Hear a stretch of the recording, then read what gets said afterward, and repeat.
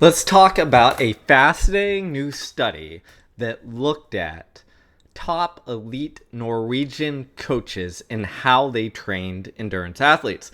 Now, what's fascinating about this research is they took top coaches in Norway, one of the premier endurance training countries, especially per capita, and they essentially surveyed them and said, hey, let's look at the training. And it went across sports. So from cross-country skiing to running to triathlon to rowing to everything imaginable. And then they said, what are the similarities? What are the differences? What do we see in the patterns? And this is really helpful, I think, because often in the research, you see it coming from a science standpoint. And what they said here is, let's see what the coaches actually prescribe and do, and how that might differ from the scientific consensus, essentially. So what did they find?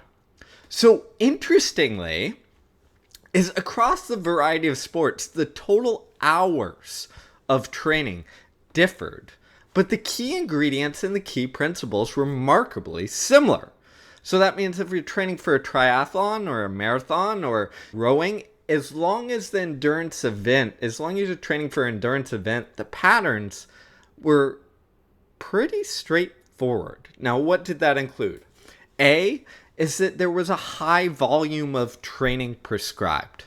Now, again, this differed. Running was the least, total hours per year, which makes sense, right? Because of the pounding.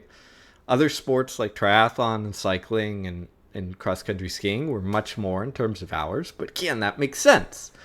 But the volume was relatively high. And of that volume, 80 to 90% was what we would call easy.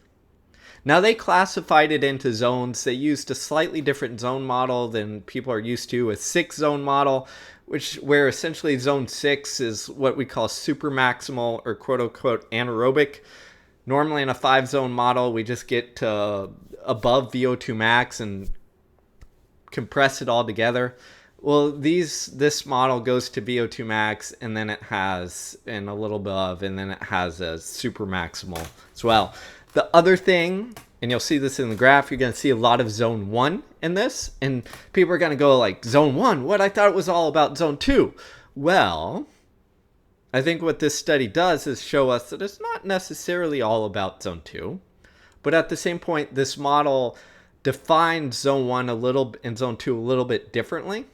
In this model, zone 1 is defined as less than 1.5 millimole of lactate, and zone 2 a little over 2 or 2.5 millimole of lactate, maybe up to 3, depending on the classification system. But what happens is zone 1 in this study is essentially, in the traditional 5-zone model, is that zone 1 plus a little bit of zone 2. Maybe not the high end of zone 2 in the traditional study, but a little bit of it or part of it.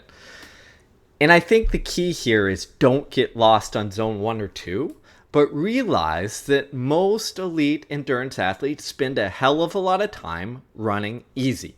And there's a good reason for that, because we know it's the consistent volume of easy stuff that gives us long-term adaptations.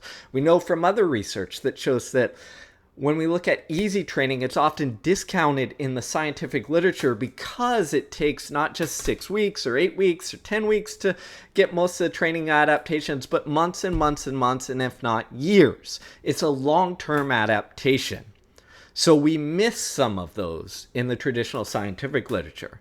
And what we know based on this study, and more so looking at training history since probably the 1960s onwards, is that a high volume of training load matters. Okay? Now, high volume is going to differ based on the event and the individual.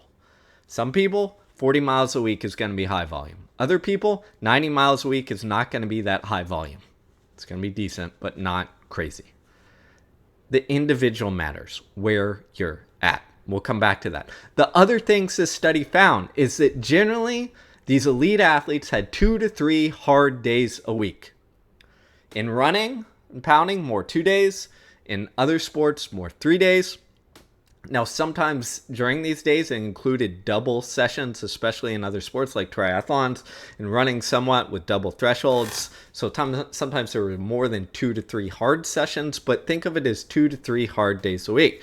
Now, this is important because I think in the world of high intensity interval training and people telling you go hard 5 days a week, it's just not reality. Even the best of the best are doing 2 to 3 hard days a week.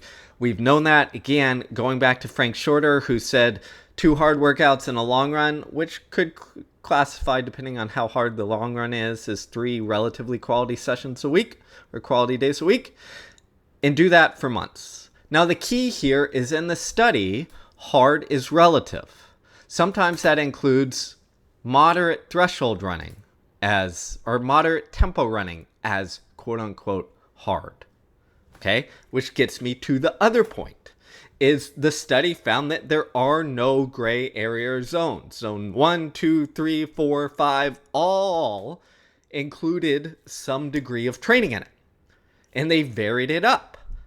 Okay, so unlike the internet world that tells you, avoid this zone or avoid this intensity, if you want to maximize things, maximize VO2 max, go at 4x4 minutes at this exact intensity. Bullshit. You need it all. Okay? It's all stimulus. There is no magic stimulus because it accumulates and they support one another.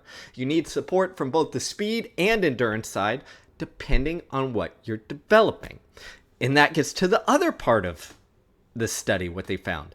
They all periodize training. And what they found is traditionally, they periodize it towards a little bit more high volume or aerobic based in the beginning, and periodize towards more competition and specific. So competition specific towards the end of training. I like to think of it as funneling. You funnel from the extremes to build the base, lots of strides, easy sprints, smooth sprints, and lots of easy, and funnel towards specificity. You can look at periodization through a lot of models, but the basic thing is they periodize things. The other conclusion out of the study they found is they optimize key hard sessions. What does this mean? To quote one of the elite coaches, it is not sufficient to just perform training according to the plan, but the best athletes continuously strive to perform these sessions according to its purpose. The purpose matters. So that means you set it up for running well, but you adjust for the individual, which is the other key finding. There was adjustments for the individual and the demands. The other key findings they found is they balance stress and recovery. Again, depending on the individual and demands, that's the whole thing behind it. And then they prepare for the peak performance, meaning they taper. Everything points towards it.